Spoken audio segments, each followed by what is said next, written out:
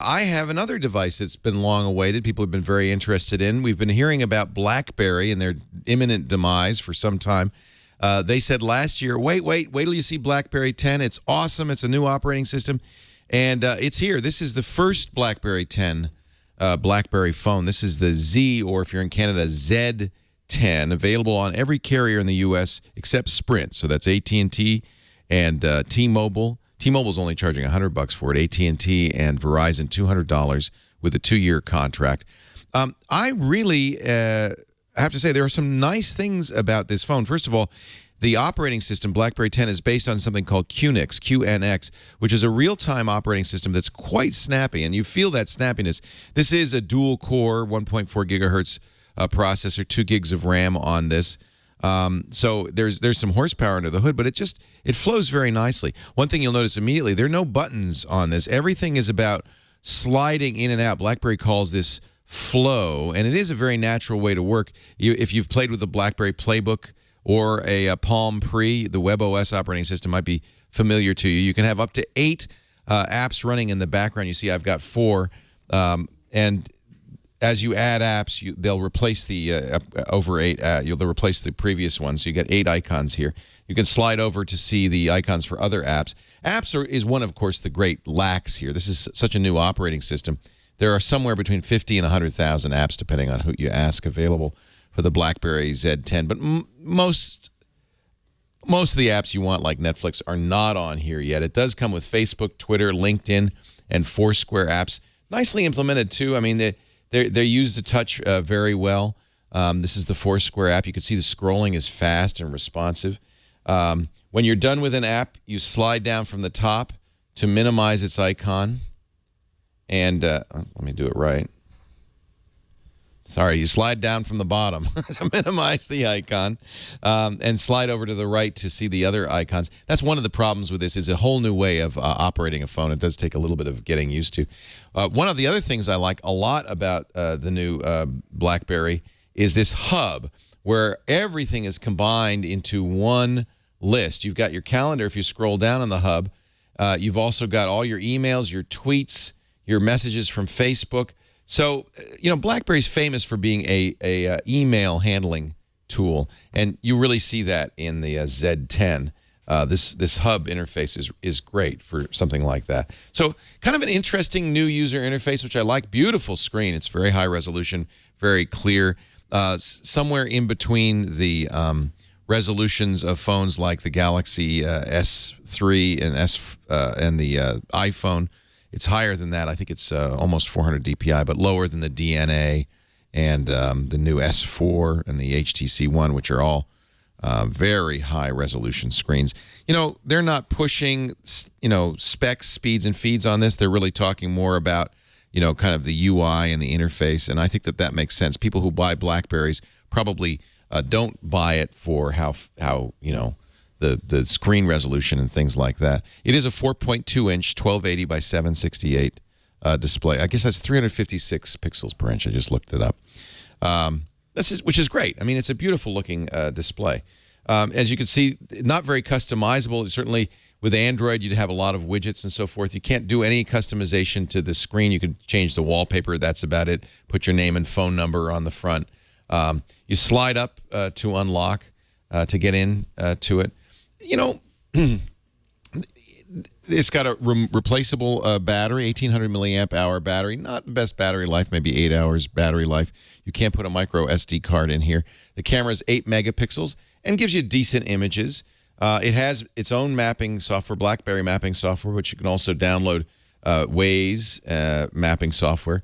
A lot of the Google apps that you might be looking for on iOS or Android are missing on this, and I think apps are going to, in the long run, be a bit of a problem for this platform. You've got to convince developers to write for what is, at best, the number 4 platform after Android, iOS, and Windows Phone 8.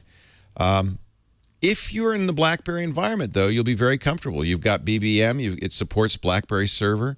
BlackBerry folks believe that they have a more secure platform, and while I'm no expert on that, it certainly is BlackBerry. Oh, I forgot one really kind of neat feature, and some people think this is probably the best thing about the BlackBerry Let me start a new text message on here. It has an interesting keyboard that you could see. I don't know if you can tell, but it's this. There's a little more vertical space between the keys, which makes it a little bit easier to type on. And it has a predictive thing. Let me just pick somebody's name to send a text to. That is quite cool. So as I start typing, let's hope it does it. Oh, I'm doing it. Let me do it right here. Enter a message. This. Now you can see, I don't know if you can see it, but there's little suggestions popping up on the keyboard. It learns from what you type and starts offering things like names and addresses. So as I started typing message, I got it wrong. So I can, but it has a little recommendation, very hard to see, but there's a little messages here. I can swipe this into the field. And I mean, I think that's kind of interesting. A lot of people say this is the best on-screen keyboard out there. It certainly is a little bit easier to use than iPhone and the smaller Android phones. But if you're a BlackBerry fanatic, you're not going to think it's a replacement for the hardware keyboard. You might want to wait for the Q10, which is the next BlackBerry 10 phone, which will have a traditional BlackBerry keyboard on this. So all in all, I'll give you the pros and cons. In terms of pros, the new operating system, BlackBerry 10, is, in fact, pretty nice. It's very usable. It's very smooth. This has a great screen. I didn't mention it, but the sound quality on all BlackBerry phones is famous. This has its excellent BlackBerry sound quality. I'll play a YouTube video. Maybe you can. Maybe you'll be able to tell how good it sounds. It's really excellent speakerphone quality. Picture is very good on the phone. I'm very happy with that.